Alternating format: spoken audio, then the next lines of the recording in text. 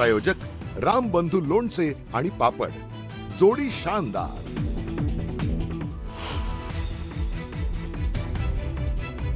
पाणीदार आणि एकदम परखड माणसाच्या पक्षाचं नेतृत्व करत असणारी व्यक्ती जर काहीच बोलत नाही तर त्यांचं केलेलं काँग्रेस पक्षाने वर्णन जे आहे ते अत्यंत योग्य आहे।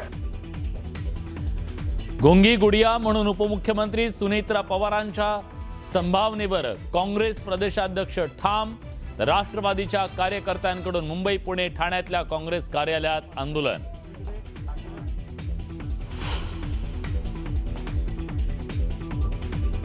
काँग्रेसकडून अशा वक्तव्याची अपेक्षा नाही, छगन भुजबळांनी काँग्रेसला सुनावलं, चुकीचं वक्तव्य केल्यास जाब विचारणार, दिला इशारा।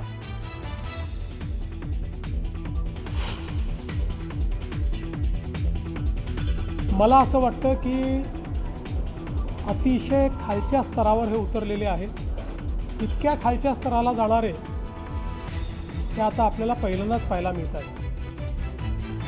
काँग्रेस अतिशय खालच्या स्तरावर उतरली, बातम्यांमध्ये राहण्यासाठी अशी वक्तव्य केली जातात, मुख्यमंत्र्यांनी सुनावलं।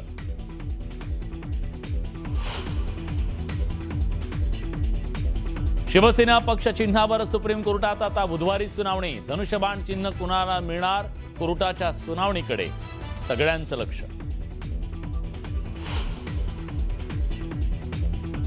पुणे शहरात रस्त्यांची चाळण झालेली असताना महापालिकेच्या लेखी मात्र 54 खड्डे। न्यूज 18 मराठीनं केलेल्या रियालिटी चेकमध्ये पुणे पालिकेच्या दाव्याची पोलखोल।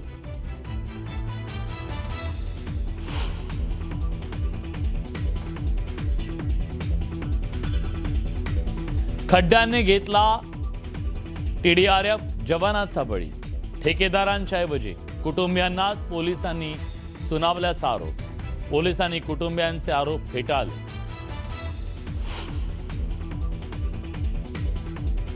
अभिनेत्री त्रिशा कृष्णनवर अत्यंत आक्षेपार्ह टिप्पणी, माजी उपमुख्यमंत्री उदयनिधी स्टॅलिन यांना अटक आणि सुटका।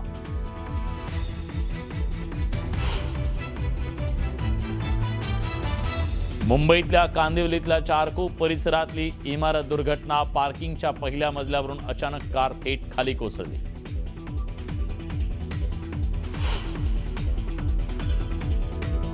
आणि जायकवाडी धरणातल्या पाणीसाठा 94%वर, 18 दरवाजे अर्ध्या फुटानं उघडले, 10,000 क्युसेक वेगानं पाण्याचा विसर्ग।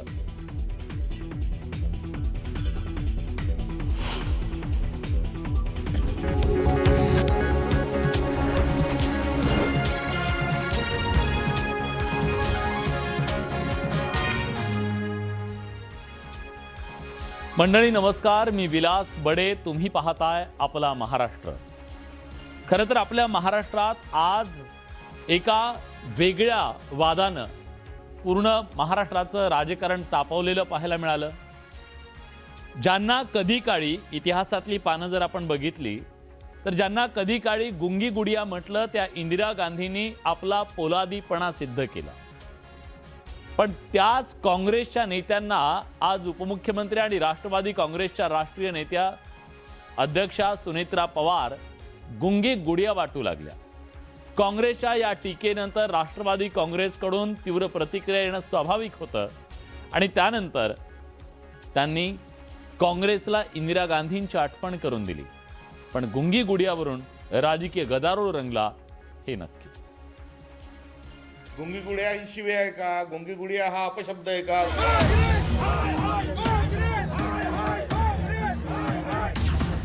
गुंगी गुडियाचा वाद पेटला। काँग्रेसचे प्रदेशाध्यक्ष हर्षवर्धन सपकाळजी यांनी सुनेत्रा वहिनींची माफी मागावी।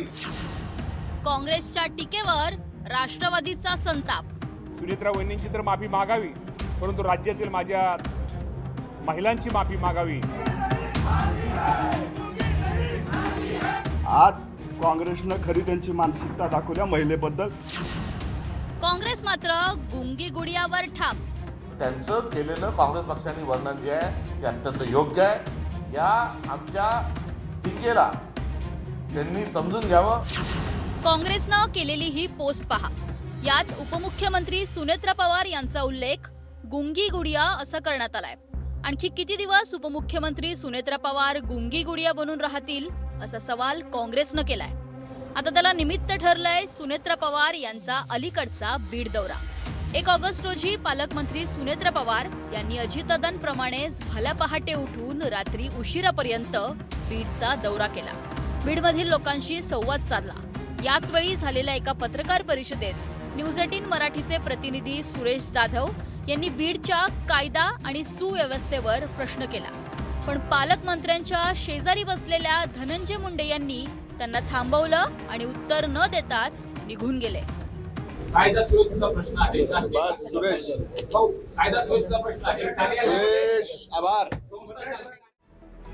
महाराष्ट्र काँग्रेसनं आपल्या एक्स अकाउंटवर या घटनेचा व्हिडिओ शेअर करत सुनेत्रा पवारांवर टिप्पणी केली आणि वादाचा गोंगाट सुरू झाला.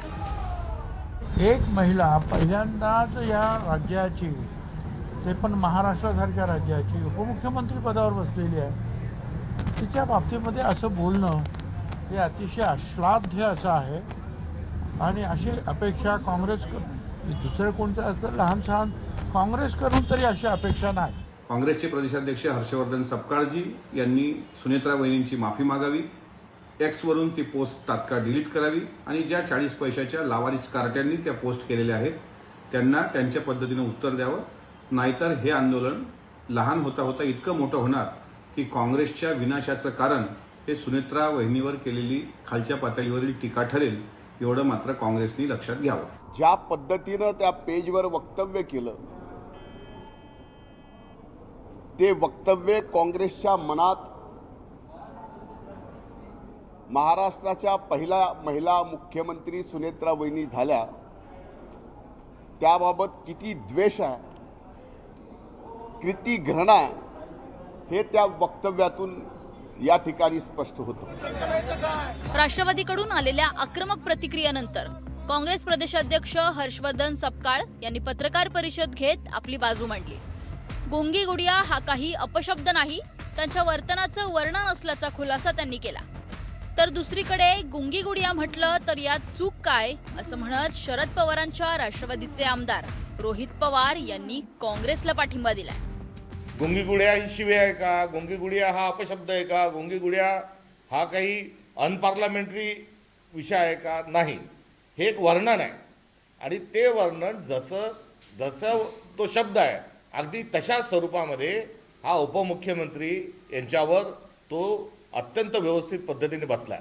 गुंगी गुडिया असं म्हणलं आणि ते चुकीचं बोललं गेलंय असं जर काही अजितदादाच्या पक्षातल्या लोकांना वाटत असेल तर मला असं वाटतं काय चुकीचं कुठंच काय नाही. इंदिरा गांधींना गुंगी गुडिया त्या ठिकाणी म्हणलं जात होतं.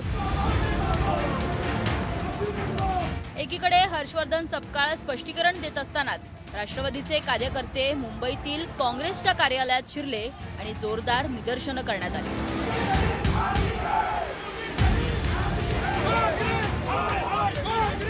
ठाणे आणि पुण्यातही राष्ट्रवादीनं आंदोलन करत काँग्रेसचा निषेध केला. तुम्ही व्यक्तिगत पातळीवरती टीका कराल आणि तुमच्या विरोधात कुणी बोलणारच नाही, निदर्शन होणारच नाहीत अशी अपेक्षा कशी काय करू शकता? आज काँग्रेसनं खरी त्यांची मानसिकता दाखवल्या महिलेबद्दल.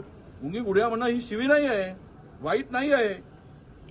आणि आज जे बोललेत त्याचा एवढा त्रिधा करायची गरज नाही.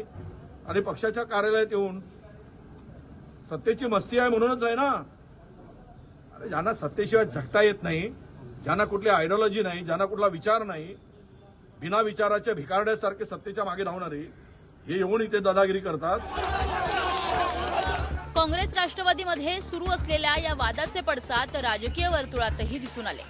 सत्ताधारी भाजप आणि शिवसेनेनं काँग्रेसवर टीका करण्याची संधी